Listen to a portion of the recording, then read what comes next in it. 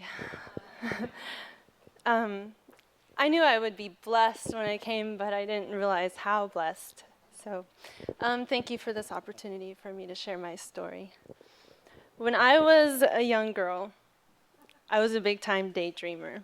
And even though I was quiet and shy and innocent, I was always getting in trouble for not paying attention. I'm looking at my sister and my mom because I know they know what I'm talking about. I was always lost in my own world. I was always dreaming. But even at that age, my biggest dream was to one day be a mommy. So, sorry. You can imagine how excited I was when I, many years later, found out that I was pregnant. I loved it. I was glowing and growing. And I wanted to make sure that I provided the best environment for our baby, so I took all the extra precautions, lots of water, exercise, prenatal vitamins, and a healthy diet. I even stayed away from chocolate, which is not easy. So, and all of my efforts were working. I hardly ever got sick, and our baby was growing and developing perfectly. My husband, John, was also glowing. He went to all of my appointments. He never missed one. And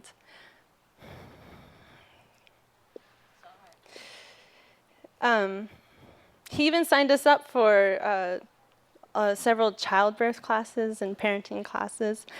And we read together about the different stages of our baby's growth. I kept a journal of all the special moments, like the time we found out that she was a girl. Our love and excitement for her just grew every day. We decided to name her Mailelangi. You could say Mailelani too. In the Samoan language, it means from heaven. And for short, we called her Maya. Maya's due date was July 19. It wasn't until July 20 when my water had finally broke. And when we got to the hospital, the nurse found that I wasn't at all dilated, and she debated whether if we should stay or go home. But our doctor, she decided that we should go ahead and stay at the hospital and rest up for what was to come. And so that night,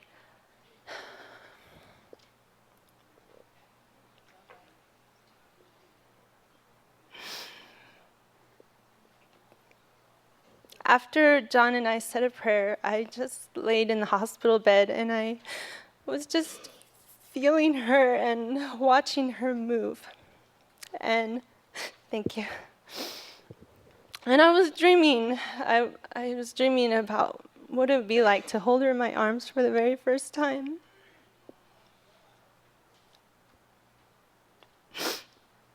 And I fell asleep with that thought. The next thing I knew, there were nurses swarming around me. And Maya's heart had suddenly stopped.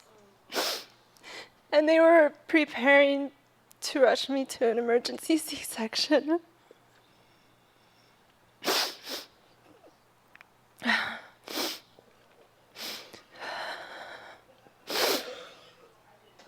As the nurses got me to the operating room, John called our families, and he was praying, "Lord, please let her be okay. Please let her be okay," over and over again. And a nurse came and told him that he could go and see her, but she warned him that Maya was not okay. And he stood in the room and watched as the nurses tried to revive her, but it was too late. She was gone. Because there were so many questions, the doctors encouraged us to get an autopsy done. And so we did, but we didn't find the answers that we were hoping for. The coroner just said, "I'm sorry, I wish there was some explanation as to what happened. I wish I could tell you what happened, but there is no explanation. Your daughter was perfectly healthy." We thought we would never be able to try again. We didn't want another baby, we just wanted Maya. But 3 months later, we found out we were pregnant again. This pregnancy was nothing like our first. Even though I took all the same precautions, our baby was not developing so well. While we were excited that the ultrasound showed that we were having another girl, it also revealed something concerning.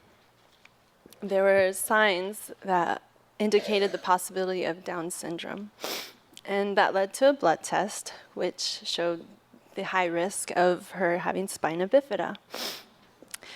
And so we began seeing specialists and having weekly ultrasounds.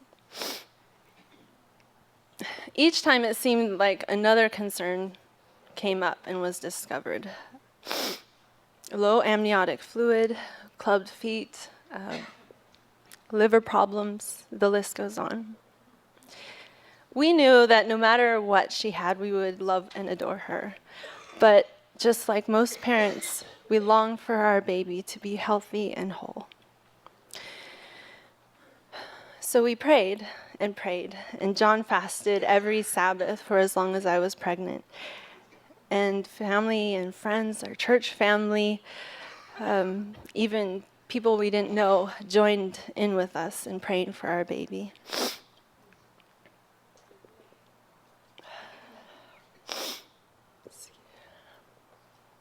Even though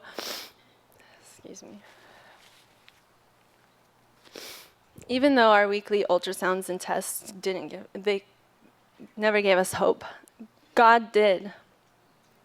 One day after another discouraging appointment, I went home and I sat in the chair and I opened up a book that I had been reading. It was a random book. But right in the middle of the page was this verse, Luke 8:50. It was Jesus talking to Jairus, the man we heard about last night. Just believe and your daughter will be made well. That's what Jesus told Jairus, but we believe that he was speaking to us too. So we started to claim that promise. Throughout the pregnancy, we grew really tired of driving all around town to see specialists. Jumped too quick. Throughout the pregnancy, we hoped to be able to deliver at Adventist Medical Center. We wanted the doctors and nurses that shared in our grief to share in our joy as well. But our doctor said that the risks were too high and that we should go to a hospital that had a neonatal intensive care unit. So we were very disappointed, but we knew it was the right choice. So 4 weeks before our due date, we went to a new hospital, saw a new specialist, and had yet another ultrasound. But this ultrasound was different. They didn't have bad news for us this time. They said that they could not explain any of our ultrasounds from before, because today they saw a healthy, whole baby.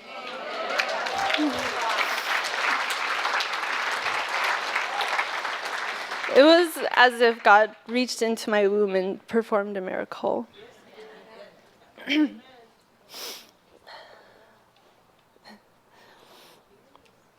He is that kind of guy. The specialist was so encouraged that he thought that we would probably be able to go to our regular doctor and deliver at Adventist Medical Center. But he wanted to see us one more time the following week. And if anything were to happen in between that time, we were supposed to go there to his hospital. So 5 days later, June 6, 2010, I went into labor 3.5 weeks early. Our little Lucy was born whole and healthy. She didn't even have clubbed feet.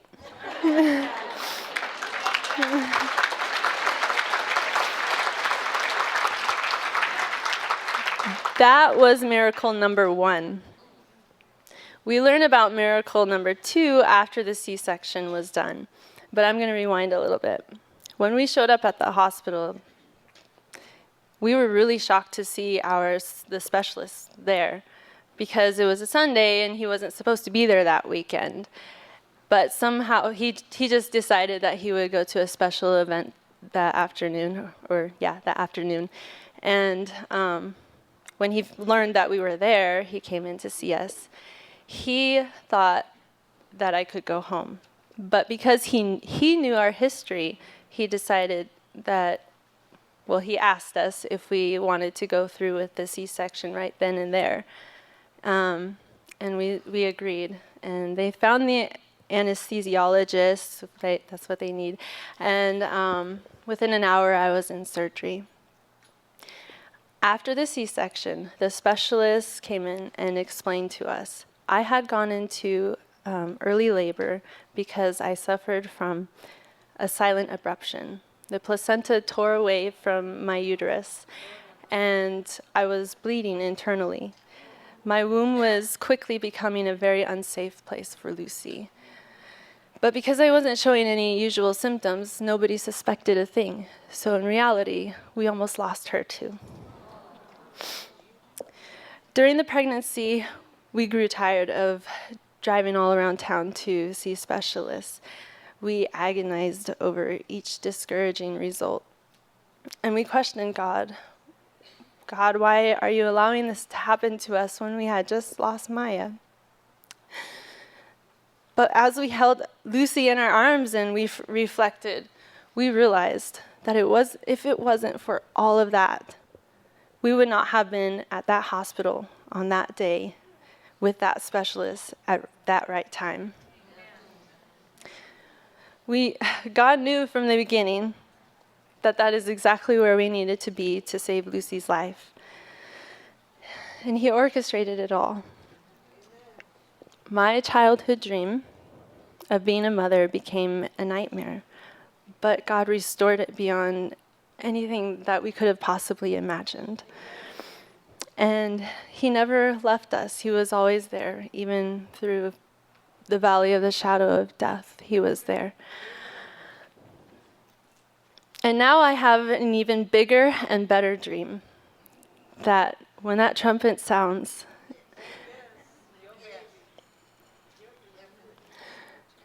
and the dead in Christ rise, angels are going to bring Maya into my arms. And we're going to look in Jesus' face and say, thank you.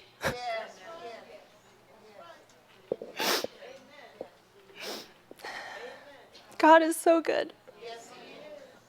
And I'm so thankful for that promise. That's what got us through. Lucy just turned 3 years old not too long ago, and she's already dreaming of that day also. She says that when we get to heaven, her and Sister Maya and Jesus are going to ride on the back of a giraffe and slide down an elephant's trunk. Isn't that a beautiful dream? I know that as long as we trust in God, no matter what, that dream will soon be a reality. Thank you.